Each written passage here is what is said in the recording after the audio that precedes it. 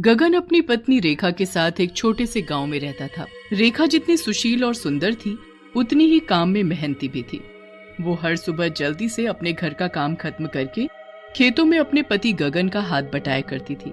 एक दिन की बात है, रेखा और गगन अपने खेतों में काम कर रहे होते हैं कि तभी गगन रेखा से बोलता है, अरे भाग्यवान, जरा देखो तो हमारे पूरे खेत में कितनी हरी भरी सब्जियां उगी हैं और इस बार की भिंडी की पैदावार तो सबसे ज्यादा हुई है और ये सब तुम्हारी मेहनत और लगन का कमाल है। अजी सच में इस बार की भिंडी तो बहुत ही बढ़िया उगी है। गगन और रेखा के खेत के ठीक सामने केशव का भी खेत था। उसने अपने खेतों में भी बहुत सब्जियां उगाई हुई थी। कमला गगन की हरी हरी सब्जी देखकर केशव से बोलती है, अजी तनिक उधर गगन के खेत में तो देखो। अजी ऐसा लगता है गगन के खेत में भिंडी की बरसात हो गई है। गगन के खेतों में इतनी बड़ी बड़ी हरी भरी भिंडी है और एक हमारा खेत है जहाँ टेढ़ी मकोड़ी भिंडी उगी है। ना जाने ये दोनों मियाँ बीवी मिलाकर का जादू करते हैं जो इनके खेत में इतनी हरी भरी सब्जियां उगत हैं। सही कह रही हो कमला रानी। अरे जितनी सुंदर ये रेखा है उतनी ही सुंदर इसकी भिंडी है। अजी क्या कहा आपने? तनिक दोबारा तो बोलिए। अरे मेरी रानी, मैं तो उसकी भिंडी की तारीफ कर रहा था बस, और तुम हो कि खामखा बौखला जाती हो। अरे उसकी भिंडी की तारीफ करना बंद करो और ये सोचो कि अब हमरा क्या होगा। सभी गांव वाले तो उसी के खेत की हरी हरी भिंडी खरीदेंगे ना। फिर केशव अपने खेतों की भिंडी टोकरे में भरकर गांव में बेचने के लिए जाता है। वहीं दूसरी ओर गगन भी गांव में भिंडी बेचने के लिए निकल जाता है। गगन की भिंडी बहुत ही अच्छी थी और उसके दाम बहुत ही कम थे, जिस वजह से गगन की सारी भिंडी कुछ ही देर में बिक गई थी। वहीं केशव की भिंडी के दाम ज्यादा होने की वजह से केशव की एक भी भिंडी नहीं बिकी थी। केशव भिंडी से भरा टोकरा लेकर वापस घर आता है, जिसे देखकर कमला बोलती है, अजी ये भिंडी से भरा टोकरा वापस घर काहे ले आए? अरे क्या बताएं कमला रानी, इस गगन की वजह से हमारी एक को भिंडी नहीं बिकी। अजी अगर ऐसे ही रहा तो हम दोनों के खाने के लाले पड़ जाएंगे। हाँ, ऐसे ही कुछ दिन बीत जाते हैं। गगन की भिंडी की बिक्री ज्यादा से ज्यादा होने लगती है। वहीं केशव की सब्जियों को कोई पूछता तक नहीं है। एक दिन कमला गुस्से में अपने पति केशव के साथ गगन के खेतों में जाती है और गगन से बोलती है, क्या बात है गगन भाई, बहुत खुश दिखाई दे रहे हो। और रेखा, तनी हमका ये बताओ कि तुम दोनों मियाँ बीवी मिलकर अपने खेतों में का जादू टोना करते हो जो तुम्हारे खेत की सब्जियां, खासकर ये भिंडी इतना बढ़िया उगी है। एक हमरे खेत की भिंडी देखो ना जाने कैसी ढेड़ी मकोड़ी उगी है। अरे कमला बहन, हम कोई जादू टोना नहीं करते हैं। हम तो सिर्फ मेहनत करते हैं और बड़ी प्यार दुलार से अपनी सब्जियों के पौधों की देखभाल करते हैं। ओहो, तुम अपने पौधों को प्यार दुलार करती हो तो हम का अपने पौधों को मारते पीटते हैं? अरे कमला बहन, आप अपने खेतों में केमिकल वाली खाद डालती हो तो क्या ये बहुत अच्छा काम करती हो? रेखा हंसते हुए बोलती है, अरे ये केमिकल वाली खाद की वजह से ही तो तुम्हारी भिंडी की शक्ल ऐसी टेढ़ी मकोली है। एक मेरी भिंडी को देखो, कितनी बड़ी और हरी हरी है। हाँ रेखा की बातों से कमला को बहुत गुस्सा आता है और वो गुस्से से रेखा से बोलती है, बहुत घमंड है तुमको अपनी इन हरी हरी भिंडियों पर। अरे कमला बहन, ये तो बस कुछ भी बोलती है। देख भाई गगन, मैं तो ये कहने आया हूँ कि तू गांव में अपनी भिंडी बेचना बंद कर दे, नहीं तो अच्छा नहीं होगा। हाँ। ऐसा बोलकर केशव और कमला अपने घर आ जाते हैं। जरा देखो तो उस रेखा को, कैसे अपनी भिंडियों की तारीफ की जा रही थी और ये कल की आई रेखा मेरा कमला रानी का मजाक बना रही थी। इससे तो मैं छोड़ूंगी नहीं। अजी आप हाथ पर हाथ धरे बैठे रहोगे या कुछ करोगे? आप भी ना जब करोगे छोटी बात ही करोगे। अरे खेतों में आग लग जाने के बाद भी वो दोनों हार नहीं मानेंगे। वो फिर से मेहनत करके हमसे बढ़िया सब्जियां उगा ही लेंगे। और उस रेखा के हाथों में तो ना जाने कौन सा जादू है जिसकी वजह से उसकी सभी सब्जियां इतनी बढ़िया उगती हैं। मैं तो कहती हूँ कि पहले उस रेखा का काम तमाम कर देते हैं, फिर खेतों में आग लगा देते हैं। ऐसा बोलकर कमला और केशव रेखा के खेत की ओर जाते हैं और खेत में रेखा को अकेला पाकर उस पर चाकू से हमला कर देते हैं। बड़ा घमंड था ना अपनी भिंडी पर, अब मर अपने इन भिंडी के पौधों के बीच में। अजी अब देखना, इसके मरने के बाद हमारा सब्जी का धंधा कैसा बढ़िया चलेगा। चाकू के वार से रेखा वहीं गिरकर अपना दम तोड़ देती है। मौका देखकर केशव भी जल्दी से खेत में आग लगा देता है। देखते ही देखते आग पूरे खेत में फैल जाती है।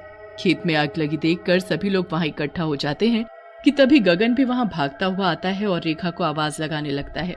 रेखा, रेखा, रेखा, कहाँ हो तुम? मेरी रेखा! अरे भाई गगन, आग पूरे खेत में फैल गई है। मुझे नहीं लगता कि रेखा भाभी इस आग से बच पाई होंगी। नहीं, नहीं, मेरी रेखा नहीं मर सकती। मेरी रेखा नहीं मर सकती। रेखा को मरे हुए कुछ दिन बीत जाते हैं, मगर गगन हर वक्त बस रेखा को ही याद करके रोता रहता था। वहीं रेखा मरने के बाद एक डरावनी चुड़ैल बन गई थी और गगन को हर पल ऐसे रोता देख उसे बहुत तकलीफ होती थी।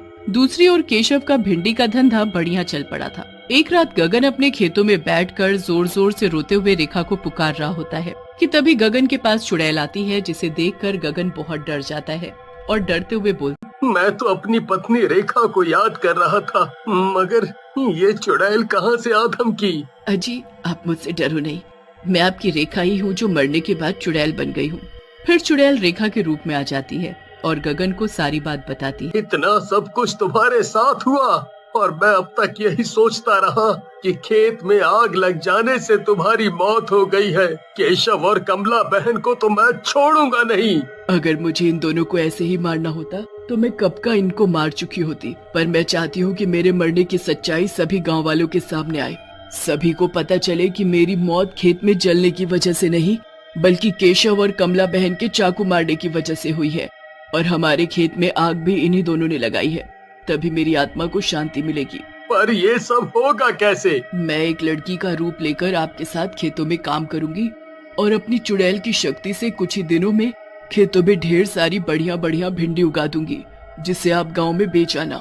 मैं जानती हूँ कि गांव के सभी लोग सिर्फ हमारी ही भिंडी खरीदना पसंद करेंगे और ये सब कमला और केशव को कतई बर्दाश्त नहीं होगा और मैं जानती हूँ कि वो दोनों फिर से इस गलती को दोहराएंगे। इससे पहले कि मौका देखकर वो दोनों फिर से मुझे मारने आए, आप जाकर गांव वालों को बुला लाना। फिर रेखा चुड़ैल एक लड़की का रूप लेकर गगन के साथ खेतों में काम करने लगती है। कुछ ही दिनों में पूरे खेत में हरी हरी भिंडी उगाती है। तभी कमला और केशव की नजर गगन के खेत में उग रही भिंडी पर पड़ती है। अजी तनिक देखो तो, ये गगन ना जाने किस लड़की को अपने खेतों में काम करने को पकड़ लाया है। जब से ये लड़की आई है तब से गगन के खेत की तो सूरतें बदल गई है। इन दोनों ने तो फिर से बड़ी जल्दी अपने खेतों में इतनी बढ़िया भिंडी उगा ली है जी। अजी, अब तो हमारा सब्जी बेचने का धंधा फिर से चौपट हो जाएगा जी। अरे मेरी कमला रानी, तुम काहे को इतना परेशान होती हो? हैं? अरे जैसे उस रेखा को हमने अपने रास्ते से हटाया है, वैसे ही इसे भी हटा देंगे और इस बार इस गगन के खेत में ऐसे आग लगाएंगे कि दोबारा सब्जी उगाने की सोचेगा भी नहीं। अगले दिन रेखा चुड़ैल गगन से बोलती है, अजी आज दिन में मैं अकेले ही खेतों में काम करूंगी, आपको सब पता है ना कि क्या करना है। फिर दिन में जब रेखा चुड़ैल एक लड़की के रूप में खेतों में अकेले काम कर रही होती है तो मौका देखकर कमला और केशव चाकू लेकर उस लड़की के पास जाते हैं और उसके पेट में चाकू घोंपकर उसे मार डालते हैं। तब तक गगन भी गांव वालों को कमला और केशव की सच्चाई बताकर अपने साथ खेत पर ले आता है। अरे अरे अरे अरे, तुम सब गांव वाले यहाँ कैसे आ गए? अरे हमने कछु नहीं किया। तभी वो लड़की अपनी आंखें खोलकर उठ खड़ी होती है और चुड़ैल के रूप में आ जाती है। क्या कहा तूने कि तूने कुछ नहीं किया? अरे जैसे तूने रेखा को मारा वैसे ही तूने इस लड़की को भी मार डाला। अरे मर गए रे, ये लड़की तो मरते ही चुड़ैल बन गई। अजी अब हमरा क्या होगा जी?